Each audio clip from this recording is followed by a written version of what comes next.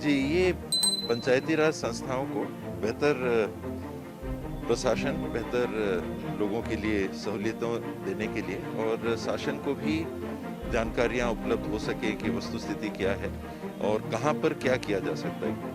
अगर हर गांव की, हर ग्राम पंचायत की जानकारी सरकार के पास है तो आपको ये मालूम है कि कहां कितना आपने पैसा दिया।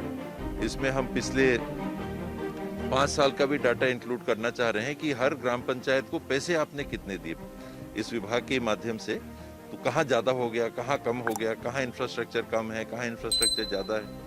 और मैपिंग करके ये भी प्रयास है कि हर गांव का गूगल का नक्शा रहे, उस नक्शे पे सरकारी जो सुविधाएं उपलब्ध कराई गई हैं। आपके बिजली के तार हैं तो पूरे गांव का दिखेगा, हैंडपंप हैं तो पूरे गांव का दिखेगा, आपके आंगनबाड़ियां हैं तो पूरे गांव का दिखेगा, खेल मैदान है गांव में तो वो हर सारी ये संपत्तियां, सरकारी संपत्तियां जो सृजनित की गई हैं, उनकी आधार पे ग्राम पंचायत का जो जीपीडीपी बनना है, ग्राम पंचायत का डेवलपमेंट प्लान, वो भी आपको दिखेगा कि कहाँ क्या है क्या नहीं, कहाँ की गली कंक्रीट हो गई है, कहाँ की गली मुर्रुम है, कहाँ डामर की सड़क बनी हुई है। ऐसी जानकारियाँ, सिंचाई की सुविधाएं इत्यादि, ये सारी बातों को, राशन कार्ड कितनों के पास है, आधार कार्ड कितनों के पास है, खूबचंद बघेल आयुष्मान योजना के तहत कार्ड बने हैं वो कितनों के पास है, ऐसी जानकारियाँ हम 11,000 पंचायतों से लेने की कोशिश करेंगे तो असंभव सा है। और एक जगह बैठ के जानकारियां उपलब्ध हैं तो किसी भी संभाग के, किसी भी जिले के, किसी भी विकास खंड के, किसी के भी गांव को हम देख के और फिर योजना बना सकते हैं कि कहाँ थोड़ा ज़्यादा देना चाहिए, कहाँ।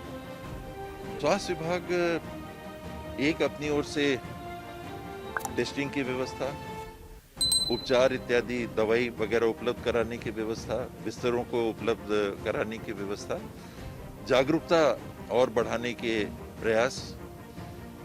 आज हमारे पास विकल्प कोरोना के संदर्भ में क्या है? अगर हमको इससे बचना है, एक कोविड अप्रोप्रिएट बिहेवियर, मास्क पहनना, हाथ साफ रखना, दूरियां बना के रखना, सार्वजनिक जगहों पे भी कम जाना, एक ये गूगल, ये अपना कोविड अप्रोप्रिएट बिहेवियर हो गया। दूसरा वैक्सीनेशन, कि कितने लोगों को वैक्सीन लग गई, तो पहला डोज छत्तीसगढ़ में 98% लोगों को लग गया है, दूसरा डोज 66% लोगों को लग गया। 15 साल से ऊपर के बच्चों की जो वैक्सीनेशन चल रही है वो हमने 51% कर लिया है। जो तीसरा डोज उपलब्ध कराया जा रहा है प्रोटेक्शन डोज के नाम पे है, वो कितने लोगों को लग गया है। तो एक तरफ वैक्सीनेशन, एक तरफ जानकारियां और एक तरफ संसाधन।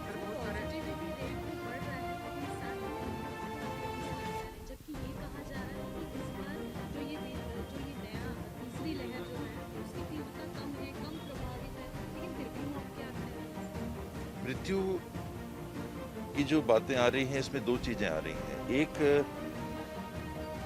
कई प्रकरण आधे भी माने जा सकते हैं ऐसे हैं जो कि अन्य बीमारियों के कारण अस्पताल पहुंच रहे हैं, वहां जब उनका टेस्ट हो रहा है तो कोरोना से ग्रसित पाए जा रहे हैं।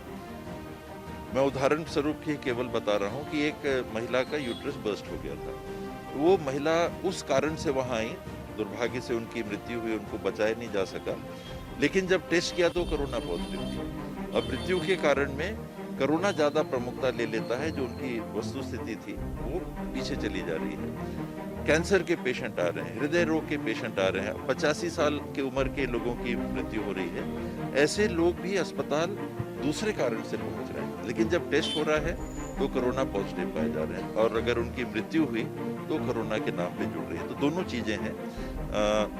बिना वैक्सीनेशन लगे भी परसों 7 लोगों की मृत्यु हुई थी।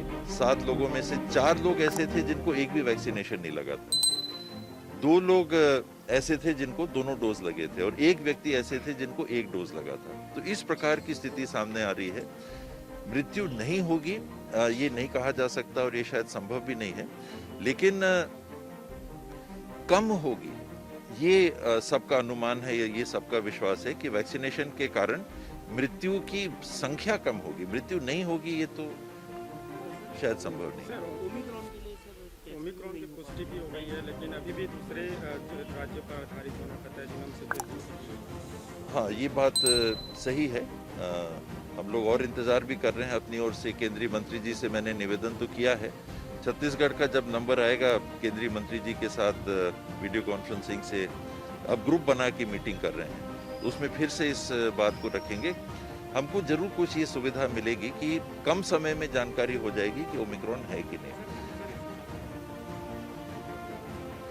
ये नहीं करना चाहिए, आखिर व्यक्ति के ऊपर ही निर्भर है।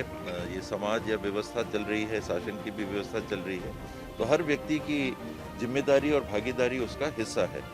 आप बताओगे नहीं तो सरकार को कोई जरिया नहीं है पता चलने का कि वस्तुस्थिति क्या है। और जो आपने ओमिक्रॉन के बारे में भी पूछा, मैं अपने उदाहरण दे रहा हूँ। मान लीजिए मेरे को ओमिक्रॉन हुआ, तो मेरे को कब पता चला ओमिक्रॉन पॉजिटिव हूँ मैं? 10 दिन बाद। पर डॉक्टरों ने मेरे उपचार के लिए पहले दिन से ओमिक्रॉन भी हो सकता है मान के जो ओमिक्रॉन में दवा देनी चाहिए वो दे दी। तो डॉक्टर्स इस बात को समझ के उपचार कर रहे हैं कि अगर रिपोर्ट आपकी नहीं भी आई है, आपकी टेस्ट रिपोर्ट भी नहीं आई है, ओमिक्रॉन भी छोड़ दीजिए, लक्षण अगर है तो ये दवाई ले लीजिए, अपने से मत लीजिए, लेकिन ये ले लीजिए।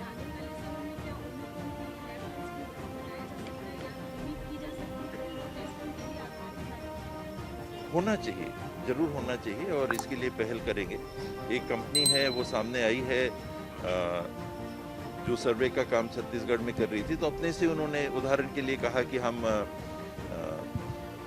टेस्टिंग के लिए, जेनोम टेस्टिंग के लिए, सीक्वेंसिंग के लिए हम मशीन उपलब्ध करा देंगे। तो किस प्रकार की मशीन है, गुणवत्ता क्या है, उसके रिएजेंट रहेंगे तो क्लोज मशीन है क्या, उसी कंपनी के ही रिएजेंट हमको लेने पड़ेंगे, या मार्केट से जो सुलभ उपलब्ध होंगे, सही दाम पे उपलब्ध होंगे, उनको हम ले सकते हैं। और वो बात नहीं आई क्योंकि बहुत महंगी भी ये मशीन नहीं है, 1-2 करोड़ के अंदर की ही बात है। केंद्र सरकार से जैसे अनुमति मिलती है तो बजट में भी हम लोग इसको लेंगे।